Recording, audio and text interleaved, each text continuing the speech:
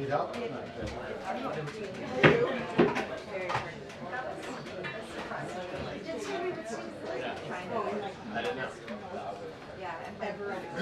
brain has stopped.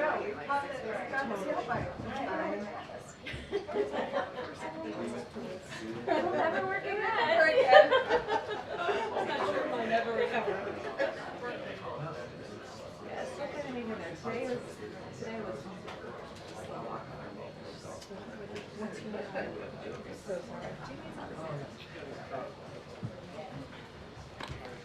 Good afternoon, everyone. Good afternoon. So, it's a historic and important day. President Biden and his administration have secured a deal for Americans who were unjustly imprisoned in Russia. I know for a lot of reporters in this room, especially Wall Street Journal team, this is personal. And I know for the families of Paul, Evan, Alsu, and Vladimir, it's one of the best days of their lives. As President Biden said in his statement, as we celebrate the return of these brave Americans, we remember all those still wrongfully detained or held hostage around the world, and reaffirm our pledge to their families.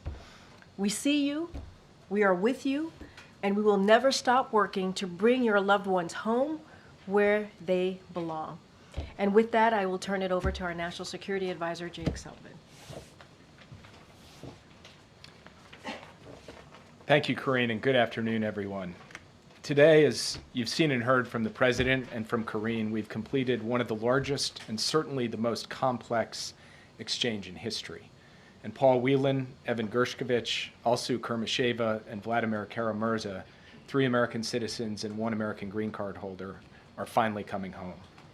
I had the honor and pleasure of joining the President this morning in the Oval Office as he shared the wonderful news with the families. And then together, they spoke with Paul, Evan, Alsu, and Vladimir, who were on the tarmac in Ankara with U.S. officials where the exchange happened. To say that everyone in the room was overjoyed, even at a loss for words, is an understatement. Since taking office, President Biden and Vice President Harris have made clear that they will not stop working until every American wrongfully detained or held hostage around the world is reunited with their family. As an administration, we're proud to celebrate the return home of over 70 such Americans from places around the world like Afghanistan, Burma, Gaza, Haiti, Iran, Russia, Venezuela, Rwanda, and elsewhere. Today's exchange is a feat of diplomacy that honestly could only be achieved by a leader like Joe Biden. At his direction, the professionals in our national security, foreign policy, and intelligence community worked tirelessly and relentlessly to secure the release of 16 individuals who were detained in Russia. The 3 American citizens, 1 American green card holder, 5 German citizens, and 7 Russian political prisoners in exchange for 8 individuals held in a combination of the United States, Germany, Norway, Slovenia, and Poland.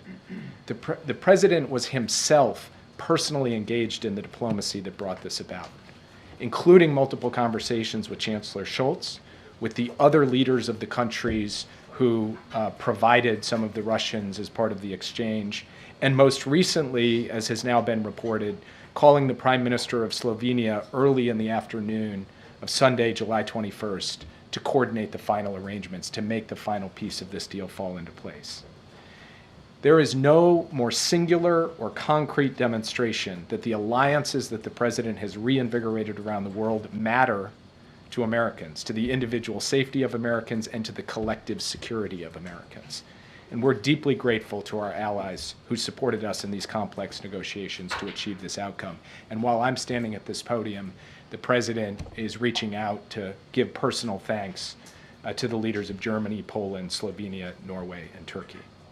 And honestly, guys, I can just say this was vintage Joe Biden, rallying American allies to save American citizens and Russian freedom fighters, and doing it with intricate statecraft, pulling his whole team together to drive this across the finish line. His goal has always been to put the families first, the families who are enduring an unimaginable ordeal. From the President on down, we've stayed in regular and routine touch with them. I spent a lot of time with the families of Evan and Paul and Alsu. And most of the time, as you can imagine, those are tough conversations. But not today. Today, excuse me. Today was a very good day, and we're going to build on it, drawing inspiration and continued courage from it for all of those who are held hostage or wrongfully detained around the world. And that includes Mark Fogel, who we are actively working to get his release from Russia as well. And there are others being held in Syria, Afghanistan, other countries around the world who we are working to get released.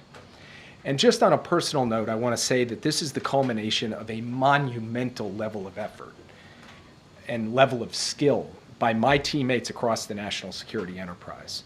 My colleagues here at the NSC, my colleagues at the Central Intelligence Agency, my colleagues at the State Department.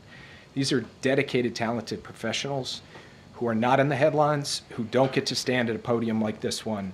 And it was at the president's direction that they built and pulled off the most intricate, expansive deal of its kind in memory. So they know who they are. I salute them. And every American should be proud to have those kind of people standing up on their behalf and on behalf of American security. While this has unfolded, we've been closely monitoring the events in the Middle East as well. Since October 7th, we have worked to deter and prevent escalation into a wider regional war. That risk has always been there. That risk is there now. And we are determined to engage in deterrence, defense, and de-escalation to try to ensure that we do not have a wider regional conflict or escalation that goes unchecked. So I'm happy to get more into that in response to your questions. And with that, I'll turn it over to you. Yeah. Thanks, Jake.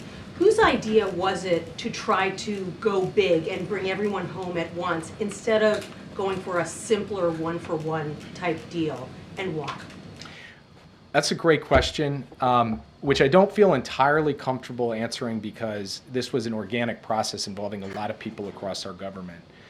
But what I will say is this. The president sat us down on a regular basis over the course of the detentions of Paul, Evan, and Alsu, and really pushed us to think about what configuration would actually work to make this happen. And it was through an iterative process of back and forth with various of the allies I mentioned, with engagements with our Russian counterparts, where we were making proposals, getting responses, that this all came together. And so I would say that if you had not had Joe Biden sitting in the Oval Office, I don't think this would have happened. But as I said in my remarks, there were a lot of other people who played a central role in building out the pieces of this and then executing on that. And the execution phase of this, to get this level of coordination together, to have those planes all land on the tarmac at the same time from multiple different countries with so many different individuals coming from Russia and going back to Russia, really extraordinary. And I think, team effort can be a cliche, but I think in this case it's a warranted description of what happened. And was Alexei Navalny supposed to be a part of this deal before he died in prison? So we had been working with our partners on a deal that would have included Alexei Navalny, and unfortunately he died. In fact, on the very day that he died, I saw Evan's parents, and I told them that the president was determined to get this done, even in light of that tragic news, and that we were going to work day and night to get to this day. And so that work continued over the course of the past few months and culminated in today. Yeah. You've mentioned it a little bit, but can you describe and give us a little bit more color on that Oval Office conversation just before the president came out? Did all four Americans get to speak? Did each of the family members get to speak to their loved ones? Did the president tear up? Did you tear up? I saved my tearing up for this podium. Which, I would like to strike that from the record if we can either. I don't know if that's permitted. Probably not. So the president invited the family members in at the moment that we received the word from the tarmac in Ankara that the exchange was complete. And he was able to give them the news directly that the exchange was in fact complete.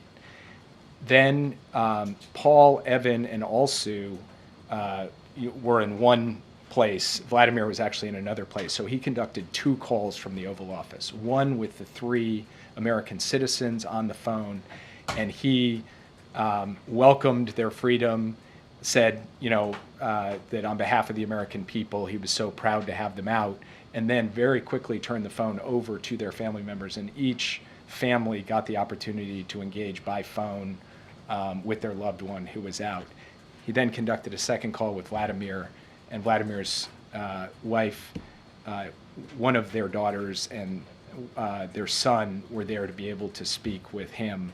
And the president and he also got to reminisce on the fact that they were both pallbearers together at John McCain's John McCain's funeral. And so it was a kind of extraordinary personal exchange in the Oval Office, and the family members were both overwhelmed, of course, by the events of the day, and also standing there in the presence of the U.S. president at the Resolute desk. So it was quite a moment. And can you talk about how the administration tries to make sure this doesn't incentivize more arrests of innocent Americans beyond what the president said, advising people not to go abroad in certain places, especially because you're looking at this inherent imbalance between releasing or between securing the release of innocent Americans in exchange for rightfully convicted criminals, including a murder? Look, it's a fair question. It's a question that we grapple with every time that we look at the hard decisions involved in one of these exchanges. It is difficult to send back a convicted criminal to secure the release of an innocent American. And yet, sometimes the choice is between doing that and consigning that person basically to live out their days in prison in a hostile foreign country or in the hands of a hostile power. So from our perspective, we have assessed and analyzed that risk, and we have judged that the benefit of reuniting Americans, of bringing people home, and also of vindicating the idea that the American president and the American government are going to do what it takes to protect and secure the release of innocent Americans, that benefit outweighs the risk, and that's how we have proceeded. I would point out, in addition to that, that in periods of time when the U.S. government didn't tend to do prisoner exchanges, Americans were unjustly detained and held hostage overseas. In periods where we did, Americans were unjustly detained and held hostage overseas. So I think there are real questions, and Roger Carstens, the hostage negotiator at the State Department, has actually pointed out that in this analysis, it is not quite as clear-cut that the evidence actually demonstrates the kind of result that your question speaks to, that a lot more people get taken because we do these exchanges. But it's something that we have to pay attention to, and it's something that makes these decisions by the president not simple decisions, hard decisions, and yet, as he did today, he was prepared to make them. Yeah.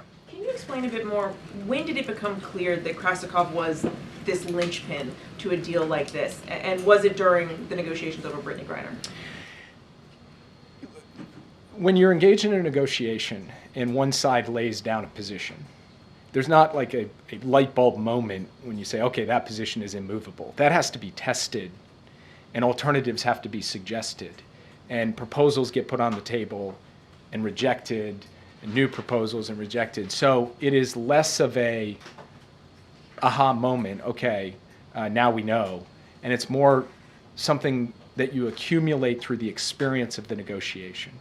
And so over the course of this negotiation, we did reach the conclusion that Krasikov was a key. You've discussed, obviously, the president's involvement, direct involvement in all of this. Can you talk us through any involvement that the vice president had? Was she also speaking directly to other leaders and allies? So as I said in my opening comments, both President Biden and Vice President Harris have made the return of unjustly detained American hostages an absolute priority. And in this particular case, Vice President Harris actually had an opportunity to engage with Chancellor Scholz earlier this year at an opportune and timely moment at the Munich Security Conference, where she talked about this issue with him.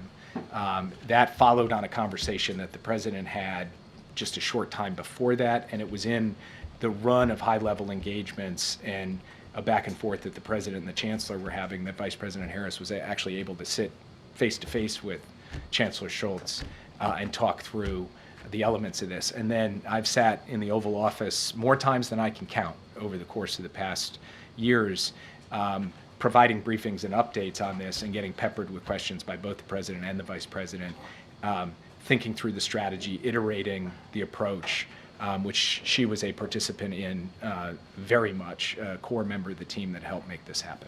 Jay, Yeah. two quick questions. One as it relates to the president's interactions with Chancellor Scholz. It's been detailed to us, but maybe from the podium, you could help us understand. Chancellor Scholz had to make a big sacrifice giving up Krasikov here, a Russian criminal. What specifically did the German chancellor say to President Biden about his willingness to do this? Well, I will leave that to Chancellor Scholz because I think for important and sensitive conversations, leaders should speak for themselves. The White House said, he said, for you, and then he said, I will do this. Is that fair? And if so, can you at least detail that? I can confirm that he did say that, but I thought you were asking sort of to elaborate in greater detail, which I'm afraid I don't feel comfortable doing because he can speak to his conversations with the president. What I will say, and President Biden made this point when he spoke to the press just a short time ago, that relationship between the president and the chancellor, a relationship of respect, a relationship of genuine friendship, had the character of being able to work through this sensitive issue in a way that wasn't kind of antiseptic or professional. It was two guys actually trying to figure out a solution. That was the nature of all of the conversations, and ultimately the chancellor was able to say to the president, let's do this. Just to be clear, my second question, today is clearly a day of celebration, but already there is some criticism, including from the Republican vice presidential nominee, J.D. Vance, who moments ago said, I think what this demonstrates, I think that really what this shows is that a lot of bad guys across the world are worried that Donald Trump is coming back into office. Your response to those comments? I don't follow. Yeah. Thank you, Jake. Can you talk about what, if any, engagement U.S. officials had with Vladimir Putin as part of this?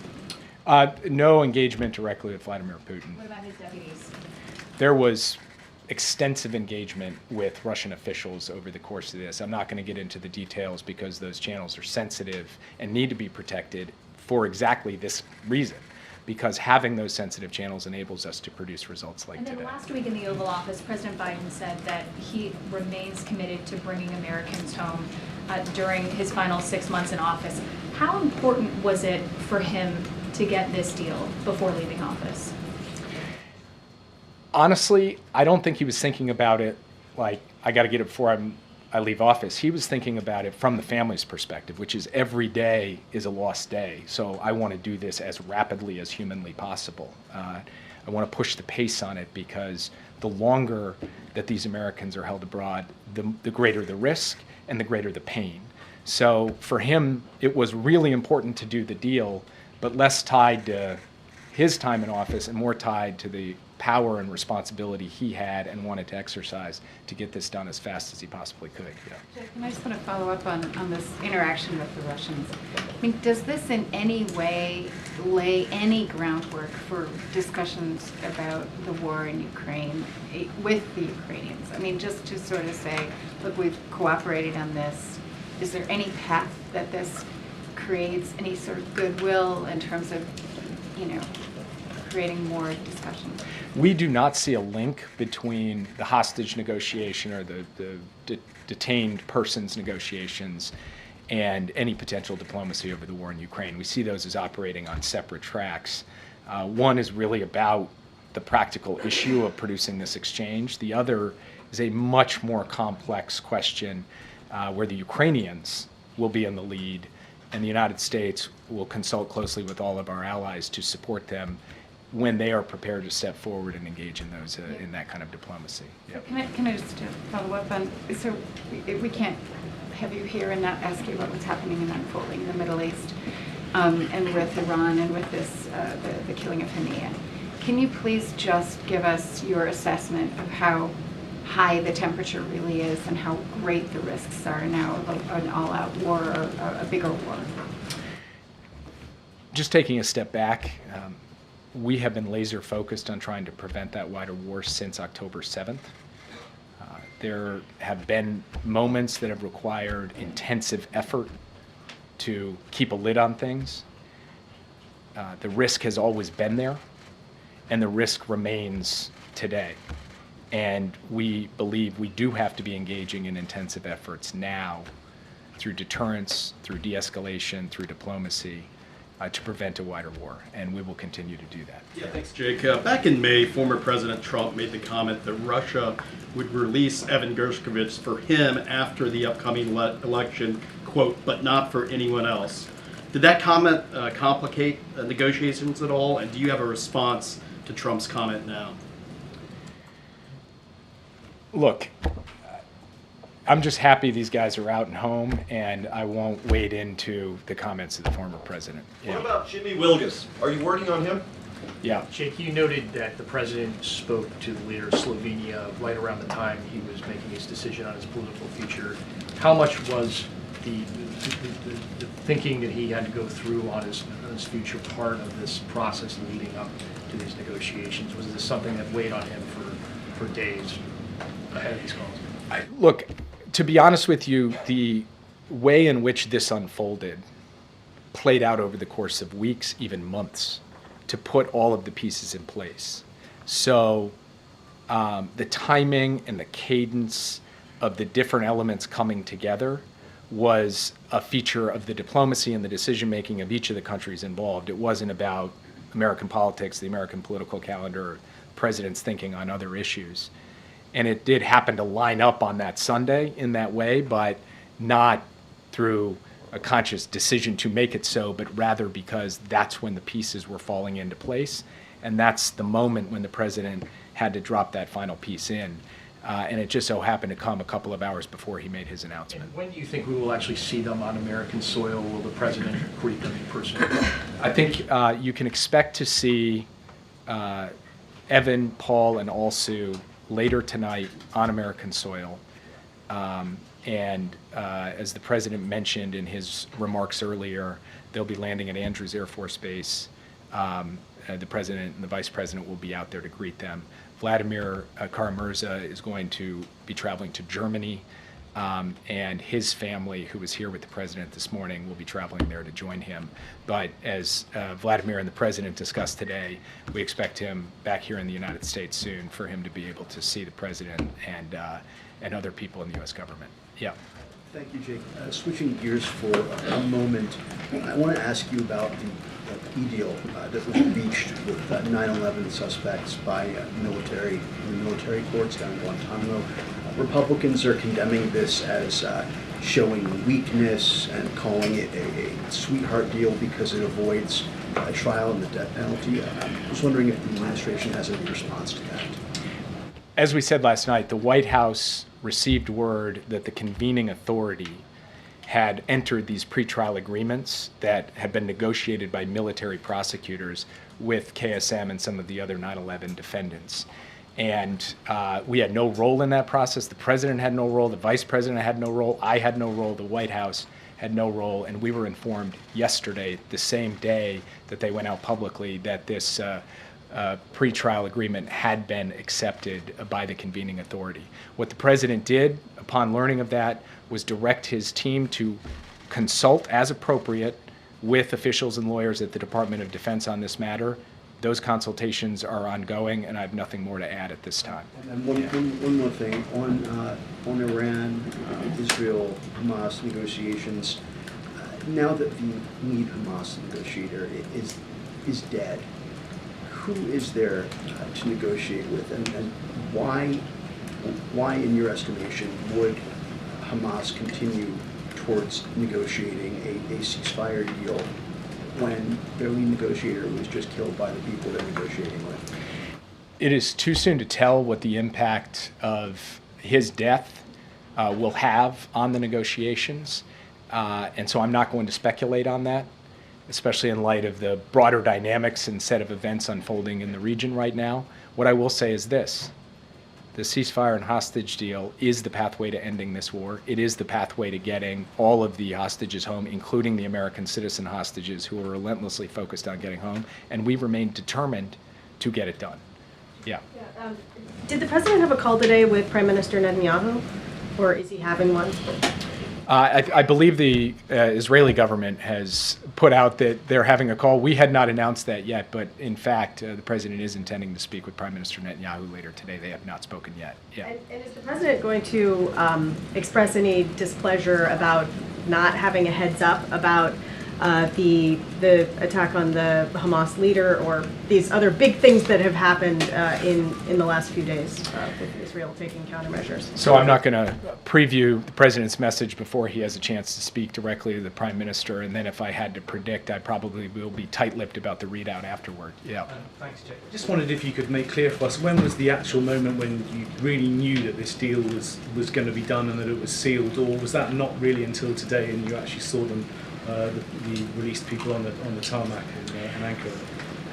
We steadily gained confidence following the president's call on the 21st of July. But that confidence was always tempered by the reality that this was a fragile deal, a complex deal that could fall apart at any moment from multiple different directions. So we held our breath and crossed our fingers until just a couple hours ago. Yeah.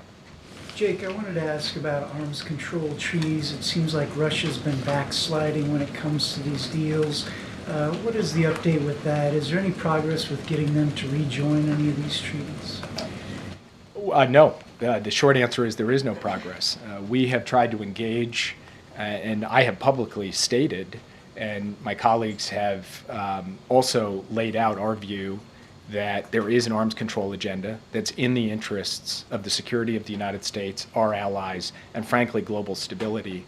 And we have not seen reciprocity on the Russian side to engage in those discussions at this time. So we're obviously working very closely with NATO, with our other allies and partners, to ensure that our security is going to be strong, resilient, and credible no matter what comes next. But we do remain available to engage in arms control, as we did with the Soviet Union at the height of the Cold War. Last question. Yeah. Thank you, Jake. Can you just confirm that no money was exchanged, no sanctions were loosened to facilitate this deal? Yes, I can confirm that. And can you also speak to why the president chose not to use his moment in front of the cameras to deliver a warning to Putin? He said, I don't need to speak to Putin, but what he didn't convey was a price that countries will pay if they abduct Americans for political purposes. We have made clear through every conceivable channel, and the president has made clear publicly on repeated occasions over the last 2 years about the costs and consequences of aggression, standing against United States interests, and of taking actions that we believe are unlawful and unjust. We're going to continue to do that as we go forward. For the president today, this was a moment to thank our allies. It was a moment to celebrate the families, and most importantly, it was a moment to lift up the human achievement of getting both Americans, citizens of friendly countries, and Russian political prisoners out. But as the president said, he doesn't need to talk to Putin for Putin to understand where the president stands. Thank you. What about Jimmy Wilgus? He's been there 8 years, Jake. Thank you, Jake. Thank you. 8 years. All right. As I mentioned at the top, this is an incredibly important day, monumentous day, and also an emotional day for the families, obviously, for the incredible team that I get to work with every day, national security team, and across the administration, and for this president. And so it's a good day. It's a really, really good day. And we should be really proud of what this administration has been able to do. Now these, these folks who are unjustly held now get to go home to their families and see their families and restart their lives. Okay. And a follow-up on the 9/11 plea deal, if I may. Does the president still plan to close Guantanamo Bay prison before he leaves office? And is there a realistic pathway to do that in the next 6 months? That's still something that the president wants to do and get done. As far as a timeline, don't have anything for you here, but obviously this is something that he wanted to be done under his administration. Just don't have anything else to read out or preview at this time, but it is something that he's determined to get done. And does he have a message to some of the 9/11 families who wanted to see a full trial, who wanted to see this kind of come to a fuller process? So look, this is basically what Jake said. This is something that we had no involvement in. He didn't have any involvement in. And so the White House played no role in this process, and the president directed his team to consult as appropriate with officials and lawyers and Department of Defense, obviously, and you know, we have said this before. You know, we are. You know, our hearts go out to the families who lost loved ones on that day. And you know, the president on 9/11 has honored them every year, and the families who lost their loved one on that terrible day. And we remain committed. This administration remained committed to ensuring that the military commission process is fair and delivers justice to the victims, survivors, families, and those accused of crimes. And so that is certainly the president's continued commitment here. Donald Trump yesterday attacked, obviously, Kamala Harris's identity, said he didn't know she was black. You reacted to that yesterday, but I'm wondering if the president is aware of those comments and what he thought of it. The president's aware. I think he, just like myself and what I stated here and what the vice president stated as well, you know, I'll just reiterate what I said. It was repulsive, disrespectful, and insulting. And we believe, and you know, obviously we're not the campaign here, but we can speak more broadly, that generally that the American people deserve better. They deserve better. And real leaders do not tear people down. They don't question someone's identity. It's just more of the same, more of the lack of respect, and you know, it couldn't be more inappropriate. And he also believes that the American people deserve better. He deserves better. You have a president who has spent the last 4 years and more talking about unity, talking about respecting each other, talking about bringing people together. That's what this president believes. And you see that in any policy that he talks about, right? Whether it's the economy, healthcare, make sure that we respect each other, dignity. That is what the president is about. I'll leave it there. Yeah, Jackie. Thank you, Corinne. Just hoping for a response to the 9/11 plea deal that spared the architects the death penalty. The New York City Firefighters Union put out a statement. It said, "We are disgusted and disappointed that these 3 terrorists were given a plea deal and allowed to escape the ultimate justice, while each month 3 more heroes from the FDNY are dying from World Trade Center illnesses." Does the administration have a message for them? Look, our hearts go out. I mean, not much more than I can add to what you heard from the National Security Advisor and how I just answered the question to one of your colleagues. And I'll just reiterate, obviously our hearts go out to the families who lost a loved one. We didn't have a role in this.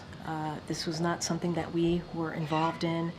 And so we are determined to make sure that they get justice, these families get justice. I just don't have anything else to add to what the National Security Advisor just stated from here moments ago.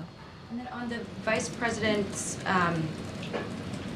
presence tonight, is she going to be around for any of the evening when we expect the detainees to come back to the U.S.? Is she going to be part of this? Again, Jake Sullivan, National Security Advisor, just literally confirmed that she would be part of this when they land tonight at JBA, and so the president and the vice president will be there to greet them. So you just heard this from Jake Sullivan. And I wanted to follow up with Jake, but didn't have a chance. It sounded like he almost took a swipe at the vice president, said that if Joe Biden wasn't in the Oval Office, I don't think this would have happened. Was that a swipe at her relative inexperience or some sort of... Oh, I see what you're saying.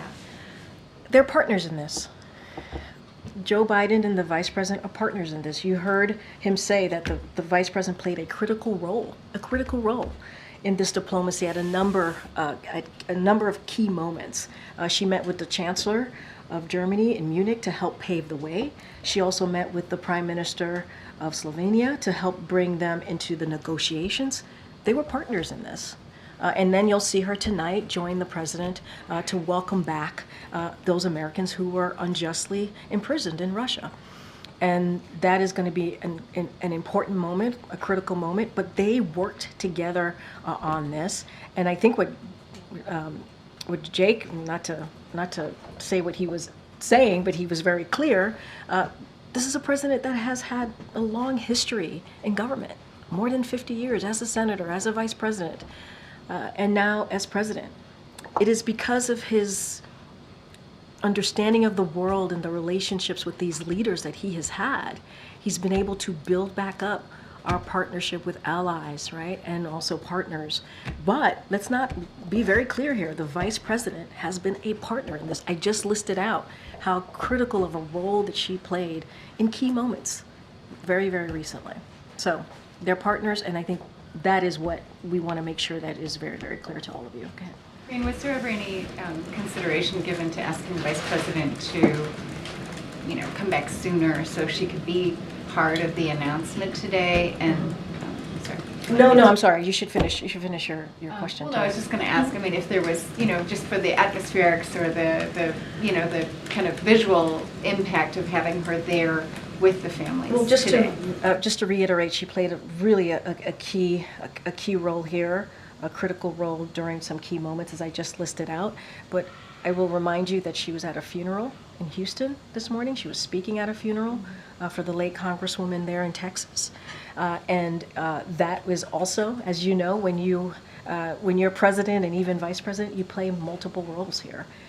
And so she'll be coming back today, if she's not back already, and she'll be joining the president and the families as they get to welcome their loved one back from after being unjustly imprisoned in Russia. I just have one more question about the 9/11 plea deal. Can you say from where you sit now whether you think the death penalty would have been an appropriate end, or is that a sort of a matter of principle for you, for the people at the White House, and for President Biden in particular? As you know, the president's been always very clear about the death penalty. I don't have anything else to add. This is something that we learned about yesterday. This is something that the convening authority for military commissions made, an independent decision. They made an independent decision. We were not involved. I don't want to get into like specifics on this because we're just not involved at all in this process. And so I'll just be careful here and just leave it there. Okay. Did the president or anyone in the administration speak to the family of Mark Vogel today, to your knowledge? That's a good question. I don't have anything to read out about a particular conversation with the family of Mark Vogel. As you know, our team here have been in regular touch of many of the families who have loved ones who have been detained. I don't have anything at this time to read out with Mark Vogel specifically, but we are continue to be committed. You heard Jake speak to this at the top when he was delivering his remarks to getting Americans home. With each of these exchanges, it is our goal to secure release of as many as Americans as we can. That is the goal every time we get into these negotiations, and we're always very careful. We do not do these in public, obviously, and at every step in this process, starting all the way back when we sought the release of Paul Whelan and Brittany Griner, we also sought to release Mark Vogel, as well, as you heard from Jake Sullivan. We are actively continuing to do so and are engaged in active discussion on how we can get to that, how can get to a path to get him home. Don't have anything to read out on a recent conversation with their family. On a with his separate family. topic, the Federal Reserve yesterday signaled that it could cut interest rates for the first time since the pandemic. Does the White House believe that's a good idea? Not going to comment on any monetary policy decisions or potential decisions by the Federal Reserve. They are independent. We respect that, and so I'm not going to comment on that. Okay. Just to circle back, Jake did make the point that he believed that this wouldn't have happened if the president wasn't the one in the Oval negotiating. So can you tell us a little bit more about how he's thinking about this very clear work to seal up his legacy, and balancing that with having to support the vice president, campaign for her even, and see her as and treat her as a partner in a subject where he clearly has, a lot more experience? I'm not denying that Jake said that. Obviously, I'm reveal some of his thinking about how he's got to balance this. I think you have to look at this in separate pieces, right? The president has been president for some time. I used to say this all the time: with age comes experience, right? And I think that's important to note. And he's had relationships with many of these leaders that are currently, out there in this present time, in present day.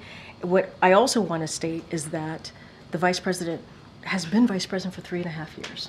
She has been part of this administration, obviously, not just part of it, but a partner, and has developed her own relationship with world leaders, with our allies and partners. And I think that's important to note. She was part in having conversations with the Chancellor of Germany, for example, in starting to get us on a path for what we're seeing today. And so, obviously, we feel that she's, immensely qualified. That's why the president endorsed her. That's why she is, certainly a partner to him, but also is doing her part in the next, being careful here, in the next 4 months. So I'll leave it there. But look, they are partners. They talk regularly. I would say they've learned from each other, right, with this partnership over the 3.5 years. But this is also a vice president who's been a senator, who's been an attorney general, again, a vice president for almost 4 years, and has been in conversation, in critical, important conversations that matter to the American people pretty regularly with the president, having her by the president's side. And I think that matters. And that's important. Go ahead, Karen. Karine, can you tell us about the condition of Evan, Paul, Alsu, and Vladimir? How is their health, and did that come up when they had those phone calls in your office? I'm not going to get into details or into specifics or speak about their health. Obviously, they will be landing here in short order in a couple of hours, so you all will be able to see, at least you'll see them for yourselves, but I'm not going to speak to their health from here, not from this podium. Described that they've gone through a lot. Did they They talk have. to... They were imprisoned, Yeah. unjustly so. Did they talk about that in their phone call at the Oval Office? I'm not going to get into further details to what the National Security Advisor shared here today. I'm pretty sure that when the time permits, they will, I'm sure, at some point, if they wish to, they'll speak for themselves. Get it. Yeah, thanks, Green. So Germany got 12 citizens back on this. Were they negotiating with the Russians, and was this two negotiations that merged, or did this generate out of the U.S., talking about the U.S. prisoners? Look, I think we've laid out in pretty detail on how this occurred. Obviously, the U.S. played a leading role in this, and we are certainly very grateful to our allies that worked with us on this. Obviously, I talked about Germany, Slovenia, and so I don't have anything beyond what we've already shared with you on this. I don't want to get into specifics or details. We have already shared how this came about. Look, this is an important day. And truly, as I've been asked a couple times, because of this president's leadership, we have been able to get this done. We have been able to get home about 70 Americans who were unjustly imprisoned and held in the last 3.5 years. That's because this president has shown his commitment, and the vice president has shown their commitment on doing that. And I think it sends, today and many other days that we've been able to get this done, it sends a message to the American people that we will put them first, always, as it relates to foreign policy, national security, making sure that we are getting Americans home. And I'll leave it there. Are there going to be any events here at the White House with the prisoners, the American prisoners who are coming back? I know we're going to Andrews. No, I hear you. I can't speak to anything this evening. I mean, obviously, they're going to be landing here this evening, and my guess is they're going to want to see their families, hold their families, hug their families. It's been a long journey for them, not just getting home, but these past couple of years. And that is my guess, is that's what they're going to want to do. This is an emotional day. And it's a good day. We should be really, really proud of what this administration has been able to do. And don't have anything beyond that. Go ahead, Gary. It's great. Congresswoman Sheila Jackson-Lee is being laid to rest today in Houston, and one of her signature bills in Congress was H.R. 40, which, as you know, would create a commission to study the issue of reparations for African Americans. She took up that mantle from Congressman, the late John Conyers, and after more than 30 years of this bill being introduced, Congress has yet to be able to pass this bill. And as a result, Congresswoman Jackson Lee, when she was still alive, she urged, along with advocates for President Biden, to take executive action. Though the White House has repeatedly said that the president's position is that it should happen through Congress, I do wonder, given with only 6 months left of his administration and to honor her legacy, whether the president is more amenable to taking executive action, especially given the fact that he announced those Supreme Court reforms that came from a similar commission. Look, Congresswoman Sheila Jackson Lee, who the president had an opportunity to go to Houston earlier this week to meet with her family, to offer up his condolences in person, and you saw the statement that he put out after we learned of her passing. She was a hero. She was beloved, obviously, by the people in Texas and Houston and the community that she represented, but also beyond that. Certainly her colleagues in the Congressional Black Caucus and in Congress more broadly. And we lift her up and we honor her, not just through legislative action, but obviously honor the work that she has been able to do and what she has meant to so many. As far as the commission, the president has not changed where he is. He believes there should be a commission, and he does believe it should be a legislative process. Obviously, we think it's important. We want to help in any way to get that legislation done, but I just don't have anything else to add beyond that. Thank you, Corinne. Can you talk about the support from Turkey this morning? In the briefing, Jake Sullivan mentioned that Turkey provided logistical support, but what we're hearing now is that they are coordinating the exchange. Is that an accurate description? And also, did the U.S. give the Turkish government anything in return for their support? So look, this was a big effort, as I mentioned before, and I was answering a question from one of your colleagues. It took our partners and allies to get this done, and we appreciate every effort that was done by them. Obviously, I think Jake was also asked if there was a phone call made recently to Erdogan. Obviously, I don't have anything to read out at this time, but it was, and they did offer technical support, as you know. I don't have anything beyond that to share, but we are very grateful for the role that they have been able to play to get Americans home today. And so I just don't have anything beyond of what we've already been able to share. Give us an update on American journalist Austin Tice that's held in Syria. And also just beyond that, I mean, obviously our network, we're very grateful and relieved that Alsu is freed. But there are other journalists in our network and who may not be Americans. You know, we have colleagues held in Belarus, in Russian-occupied Crimea, in Myanmar, families of Uyghur journalists held by China. Again, these are not American journalists, but would the White House be able to say a position on their team? So look, I'm not going to go by person and take a position, but the president's been very clear on the importance of the freedom of the press, of the importance of journalists being allowed to do the work that they should be doing, right? Being able to report and see, what is happening on the ground wherever they are and reporting and making sure they are freely able to do that. And the president has those tough conversations with leaders that he meets privately, and we've been very clear publicly about supporting journalists and the work that they do and being able to do that work freely and not be intimidated and without violence. And so that's something that we're going to continue to be very, very clear about. You just listed out a bunch of names. I don't want to go point by point on these names, but more broadly, we believe in the freedom of the press.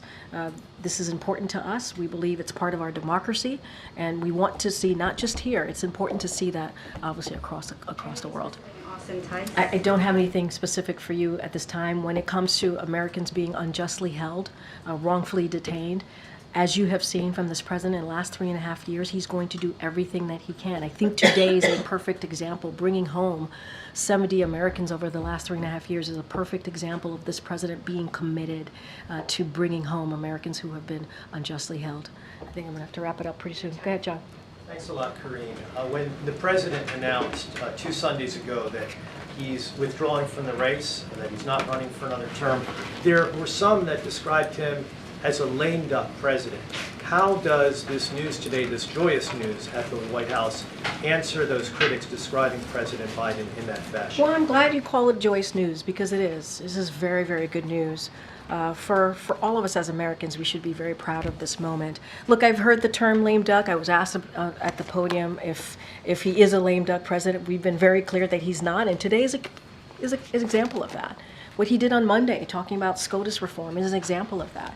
The president is determined, and he is very focused, along with the vice president, to get things done, to build on the accomplishments that we have been able to deliver for the American people over the last 3.5 years. And these are historic accomplishments, whether it's the American Rescue Plan that turned the economy around, restarted the economy. Now we're leading in the world on that. Again, no Republicans voted for the American Rescue Plan. You think about the Inflation Reduction Act, no Republican voted for that, and that is a piece of legislation that has seen the biggest investment in climate change. Now Medicare can actually negotiate with Big Pharma, something that elected officials have been trying to do, and he reached across the aisle to get infrastructure done, to get the CHIPS and Science Act done, to get the Veterans, the PACT Act done.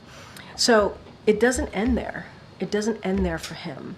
He wants to see a lot of these important laws now. He wants us to get them, make sure they're implemented. And we're going to continue to use the remainder of this term to look for ways to build on that progress. And we will certainly share with you the specifics of that as we continue these next 6 months. And secondly, yesterday I asked a series of questions to you about the possibility of a hostage deal. At the time that I asked you those questions, were you aware? Yes. You were Yes. aware. And so, given that you just didn't want to answer that truthfully, you didn't want to despoil the process of the I said I had transfer of nothing. I hostages. said I had nothing to share. You have to understand. This is a critical. As these things are moving, it is important. Our main focus is to make sure that we get these Americans home safely. I would hope, as a journalist, you understand that. It is important that they get home safely. That is our number one priority. Number one priority. And now that they are on their way home, the families were here. The families, the president, the vice president will get to greet these Americans when they land here tonight. This is a huge, huge, monumentous day, emotional day. And it is important. That is our goal, to make sure that they get home safely. All right, thanks everybody. Thank you.